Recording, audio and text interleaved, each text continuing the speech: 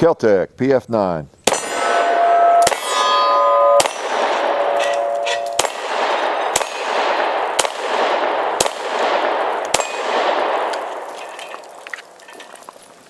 Not bad.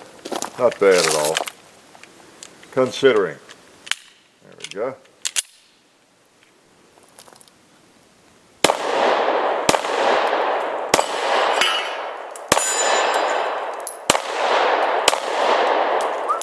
Ouch. Hurts my finger. I do have some more bullets though somewhere. Alright. It's called a non-tactical reload.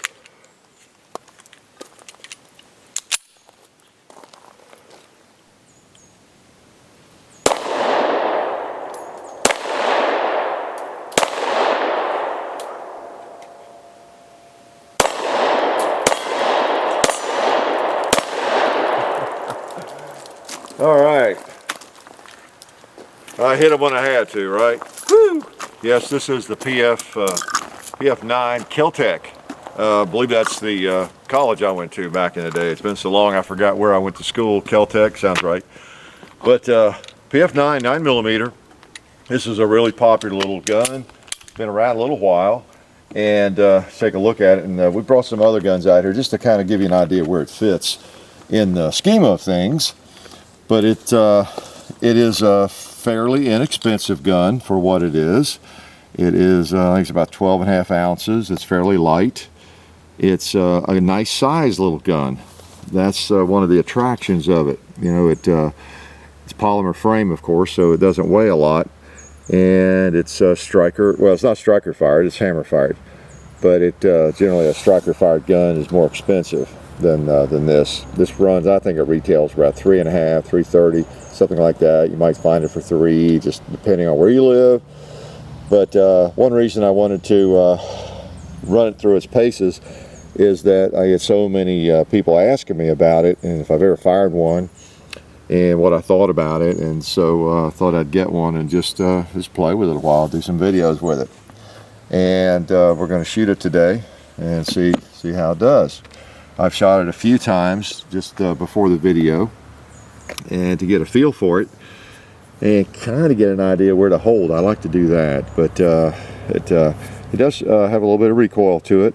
I'm shooting 115 grain, just Winchester white box in it today. Again, I'm kind of behind on my hand loading, so we're shooting factory ammo, just bulk ammo through it. One thing I wanted to show you here is kind of where this gun fits in and why it's so popular, why this category or genre of handguns, pistols, are so popular. You know, you've got the ultra small gun, of course, the little North American Arms Derringer. Then you've got the LCP, you know, the CAR P380 class of guns. You know, these are what we consider New York guns. You know, you just kind of put them in your pocket and forget about it, right?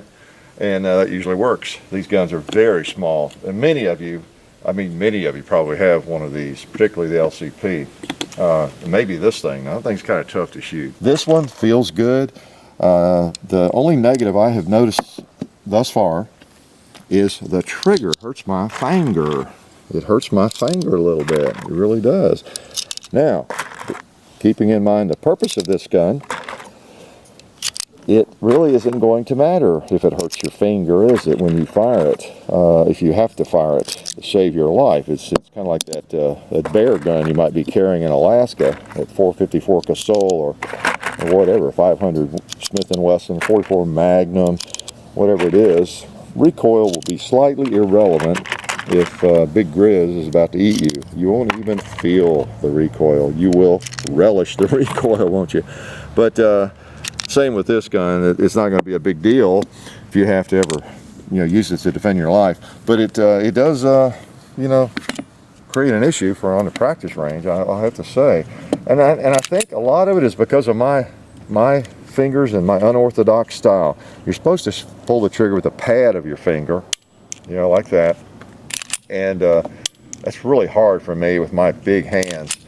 And one thing I've noticed, the trigger comes forward very close to the front of the trigger guard. Creates a little bit of an issue for me, and it hurts my finger when I shoot it. And also, It's kind of a pinch. I'm not sure what it is, but also there's not much room there. If I get my finger through like I like to, and I come forward after I have fired it, the trigger doesn't always reset quickly. I have to really focus on getting my finger forward. So if this were my gun, it is my gun, but if this were my gun, I were going to shoot a lot, and this was the gun I was dedicated to, I'd have to spend some serious time with it and get used to that, and you know, maybe modify something. I don't know, maybe modify my style a little bit. But I tell you, it's a great size and it feels pretty good and shoots fine. So I'm struggling with that little bit of pain it causes my trigger finger. Let's take a few more shots with it.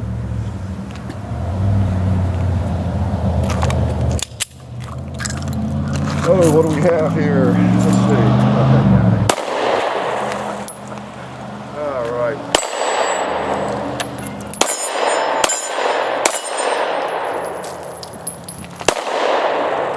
Got him.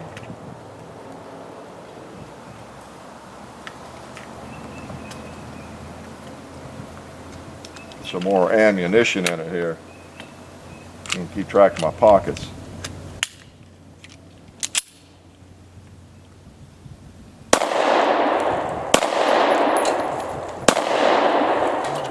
Uh-oh, we had a malfunction. I think I just hit the magazine was coming out on me. I think I just hit the mag release button is what I did there. It has not malfunctioned yet. I'll assume that was me that time.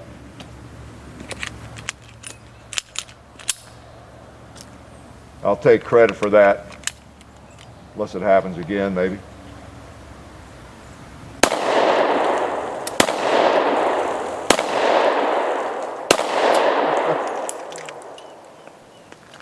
Feels pretty good. If I get my finger on the trigger correctly, it does okay. Let's see if we can pop him off there. He's about to go, I think. Huh. I just did it again. So that was me. So I'm having a little difficulty keeping my my thumb or my finger off the mag release, it seems. So I have to do better with that.